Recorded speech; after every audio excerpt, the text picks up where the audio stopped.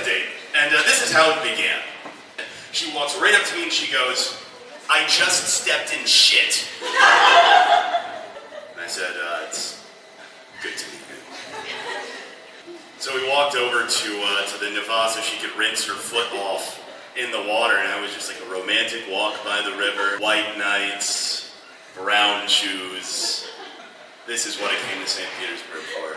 I went to Irkutsk. Any Siberians here? Yeah. I went to Irkutsk and said, "Oh, I can't wait to explore this place. Let me get out my phone, open up my Yandex, call a taxi, figure out where to go." And it said, "We do not work here." I said, "What?" I opened it up and it said, "We cannot help you." You know, that's not the first app that said that to me. I think dating apps have said this to me as well. You guys heard of eHarmony? So maybe you guys will find love on eHarmony, but probably not, right? Because eHarmony doesn't publicize this. eHarmony is actually about uniting Christians. So I took it, and it's like, what are you looking for? Women, what age, all of them. And somewhere in there they ask you your religion, and I'm just like, no, not doing that. Now eHarmony also says we have a database of hundreds of thousands, millions of singles who want to connect. And then it said to me, "There is no one for you." I thought, that is not a very Christian sentiment, right? I'm going to read from the Bible.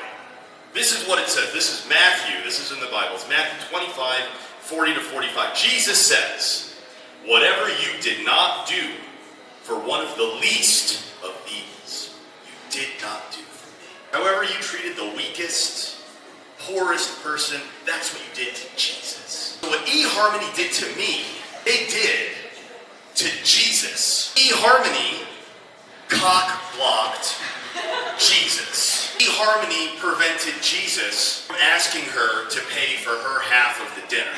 eHarmony prevented Jesus from not calling the next day.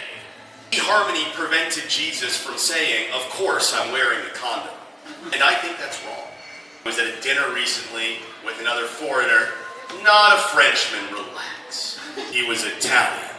He had all sorts of crazy ideas. He was mad at women, and I don't mean at the waitress, right? He was mad. He was saying, "Oh, look at all these young women here, all these young, beautiful, single women." I'm like, right on, this is a great restaurant. And he's like, "No, they should be having kids. Women don't have kids anymore, and that's the problem with our civilization."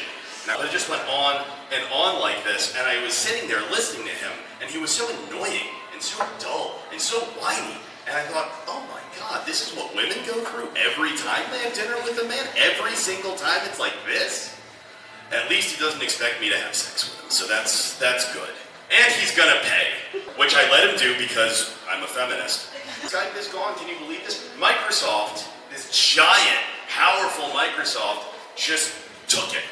Just took Skype, just ate it up, and then forced all of us to say, actually, now you're going to use MS Teams. There's no more Skype.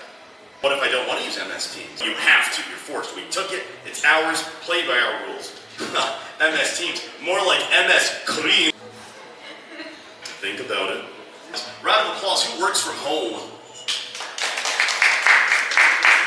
Who's back in the office? Who's unemployed? What do companies say when they want more from you? They always say, "No, come on, do a little more. Go the extra mile. We love you. You're a family here." And I think if work from home taught us anything, it's that most people actually hate their families. That's the first thing people complain about. "I can't stay at home all day, my kids are there. I can't stay at home all day, my husband is there." People are thinking, I don't know, maybe work is my family. I don't understand this because at the same time the boss tells you that you're family, at the same time they threaten you with saying, if you want more wages, you want better hours, I'm just going to replace you with a robot or AI. So get with the program or get out. And I'm thinking, yes, do that. Replace us with robots. Give us more time with our family, I don't know, pickleball leagues or whatever people would rather do than spend time with their families. That sounds great. Replace everybody. And I'd like to thank ChatGPT for writing this routine.